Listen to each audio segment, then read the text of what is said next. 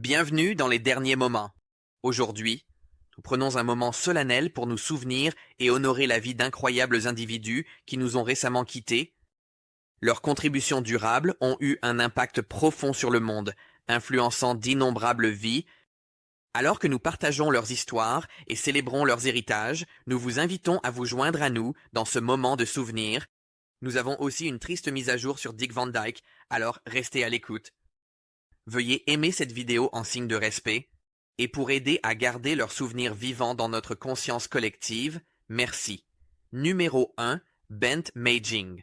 Bent Meijing, une figure emblématique du théâtre et du cinéma danois, a laissé une empreinte indélébile dans les arts grâce à sa carrière multifacette en tant qu'acteur, metteur en scène et directeur de théâtre. Né le 14 janvier 1937, la carrière artistique de Meijing a commencé avec ses débuts au Théâtre de la Foule, où son talent est rapidement devenu évident. En 1961, il a fondé le S-Theatre, qu'il a ensuite ancré au Sina de Frederiksburg, mouvement qui a solidifié sa réputation en tant que visionnaire dans la communauté théâtrale. Son leadership s'est étendu à la cogestion du Danet Theatre de 1992 à 1997, où il a joué un rôle clé dans sa renaissance et ses réouvertures, célébrées en 1994. Le talent d'acteur de Meijing s'est parfaitement adapté à l'écran, captivant le public dans des rôles allant du classique film de monstre Reptilicus en 1961 à l'émouvant Brothers, qui lui a valu une nomination au prix Béal. Son interprétation emblématique du directeur Lindem Sensen dans We Shall Overcome lui a valu le Bottle Award du meilleur acteur dans un rôle secondaire, un témoignage de sa profondeur et de sa polyvalence. Les téléspectateurs ont adoré ses performances en tant que Yogan Varis dans Matador, et le maire Paul Bremer dans The Killing, montrant sa capacité à maîtriser des rôles dans des genres variés. Au-delà de la comédie, la dévotion de Meijing aux arts s'est étendue à la mise en scène et à la gestion théâtrale, où il a cultivé une culture d'innovation et de mentorat. Ses contributions artistiques étaient profondément liées à sa vie personnelle, partageant sa passion pour la performance avec sa femme, l'actrice Suze of Old. Ensemble, ils incarnaient un engagement commun envers un théâtre et un cinéma danois en pleine effervescence. Bent Meijing est décédé à l'âge de 87 ans d'une pneumonie sévère, laissant derrière lui un héritage de passion, de résilience et d'excellence artistique. Son travail continue d'inspirer et son impact profond, tant sur scène qu'à l'écran, garantit que sa mémoire perdurera dans le cœur du public et de la communauté artistique. Hommage à Bent Meijing.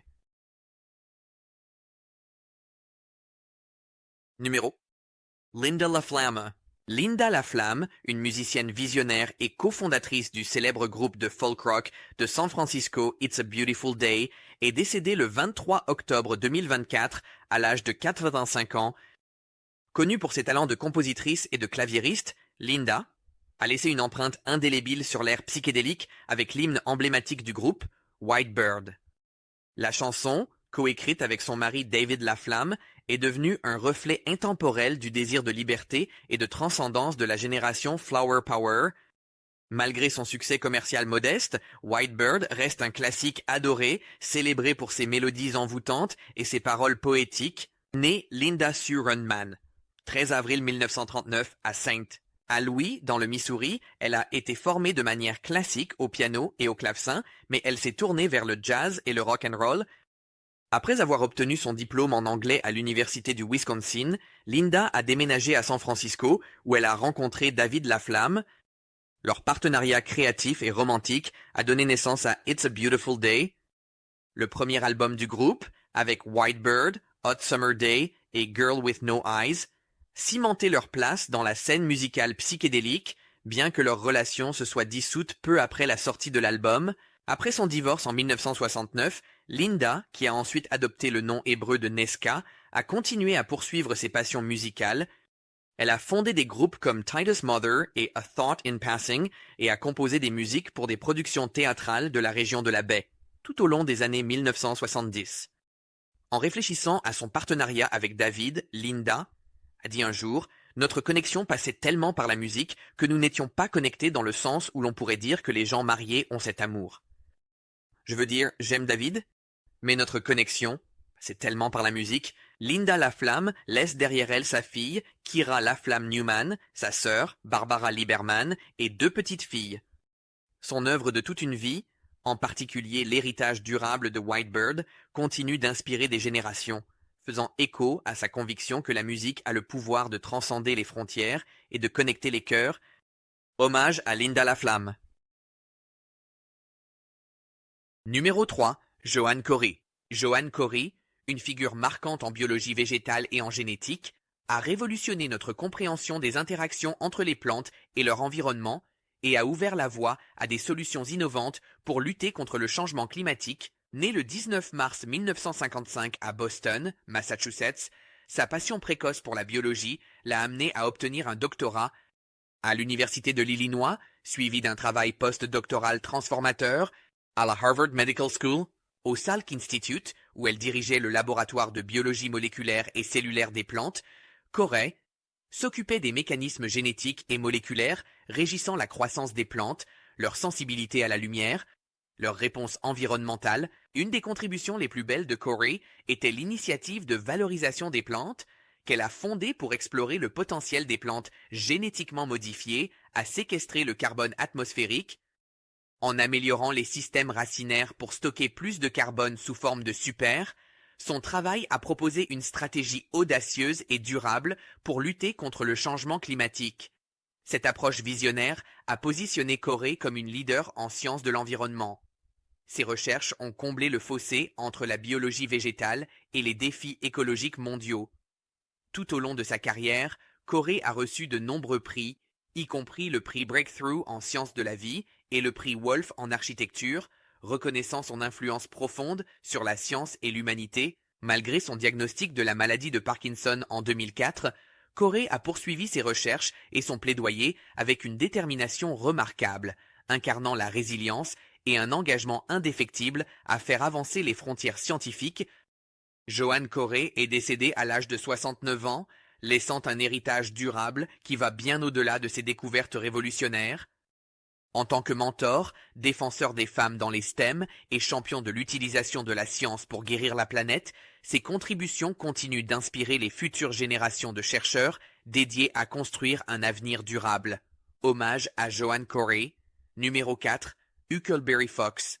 Huckleberry Fox, rappelé par beaucoup pour son interprétation touchante de Tommy dans le classique de 1983, Des mots pour le dire, laisse derrière lui un héritage remarquable qui fait le lien entre Hollywood et le monde académique. Fox a conquis les cœurs avec sa performance touchante comme fils de Deborah Winger dans le film de James L. Brooks. Sa scène d'adieu avec Winger reste un moment inoubliable du cinéma, le film oscarisé de Brooks. Sa scène d'adieu poignante avec Winger reste l'un des moments les plus inoubliables du cinéma, solidifiant sa place dans l'histoire d'Hollywood. Après avoir quitté la comédie, Fox s'est consacré à l'éducation et au service. Il a obtenu son diplôme de la Northfield Mount Hermon School et a poursuivi ses études supérieures à l'Université de New York et à l'Université Cornell, où il a obtenu un master en sciences animales. Poursuivant sa passion pour le monde naturel, Fox a obtenu un doctorat en médecine des plantes à l'Université de Floride, soulignant son engagement à faire avancer la science agricole. Mais encore une fois, ses rôles suivants dans Misunderstood, American Dreamer et The Blue Yonder de Disney ont montré son talent et sa polyvalence, mais Fox a finalement choisi un chemin loin des projecteurs. Le deuxième acte de Fox en tant que scientifique et diplomate pour le département de l'agriculture des États-Unis a démontré son engagement indéfectible à améliorer les systèmes environnementaux et agricoles. Grâce à ses recherches et à ses initiatives en santé des plantes, il a apporté des contributions significatives à l'agriculture durable. Huckleberry Fox est décédé à l'âge de 50 ans, laissant derrière lui sa femme Mercy, leurs 2 fils, ses parents et 5 frères et sœurs. Le parcours de sa vie, d'un enfant acteur adoré à un scientifique respecté, inspire beaucoup de gens, incarnant la quête de sens et d'impact dans plusieurs domaines. Hommage à Huckleberry Fox.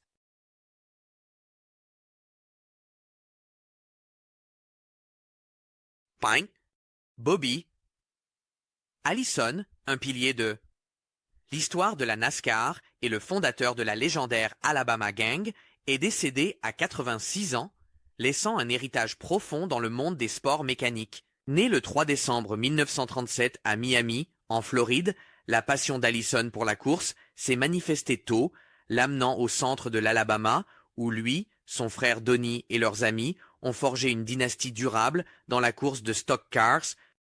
Connu pour sa détermination et son talent, Allison est devenu un titan du sport, remportant 85 victoires en Cup Series et décrochant le titre de champion NASCAR en 1983. Les moments forts de la carrière d'Allison témoignent de son talent sur la piste, son accomplissement du Grand Slam de la NASCAR avec des victoires au Daytona 500, au Winston 500, au Coca-Cola 600 et au Southern 500 a cimenté son statut parmi les plus grands de tous les temps.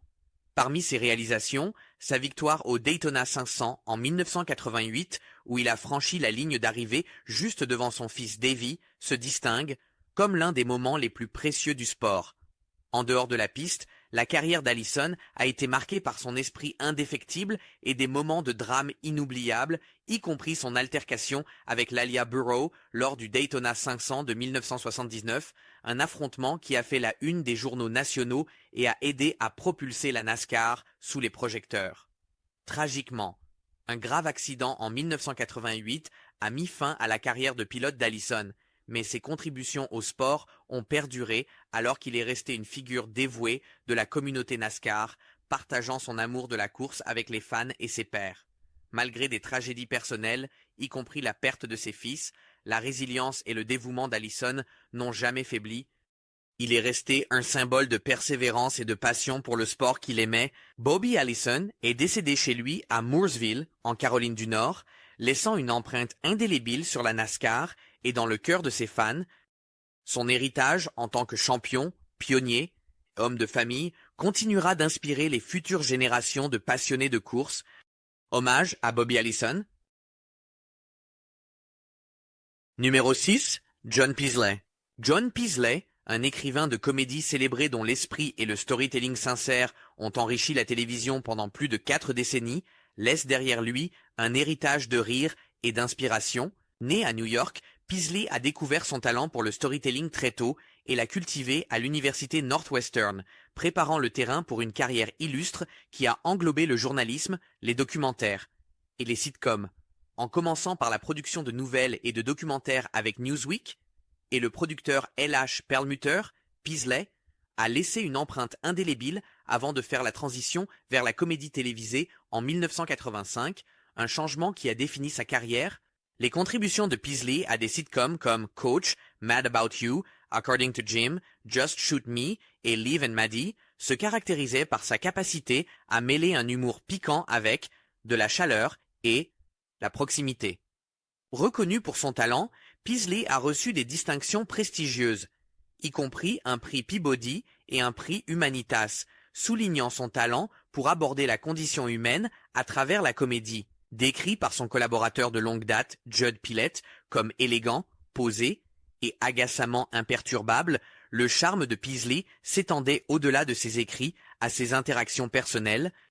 Son attitude calme, ses yeux bleus caractéristiques et son esprit en ont fait une figure appréciée parmi ses collègues et amis. Souvent comparé à Paul Newman pour son charisme, Peasley a apporté joie et créativité à chaque projet et relation qu'il a touché. John Peasley est décédé chez lui à Sherman Oaks à l'âge de 73 ans. Il laisse derrière lui sa femme, Deva Waite, sa fille Rebecca et son frère Jem. En son honneur, sa famille encourage les dons à des œuvres caritatives pour les animaux, à Alcooliques Anonymes ou à faire une randonnée paisible pour réfléchir à sa vie remarquable.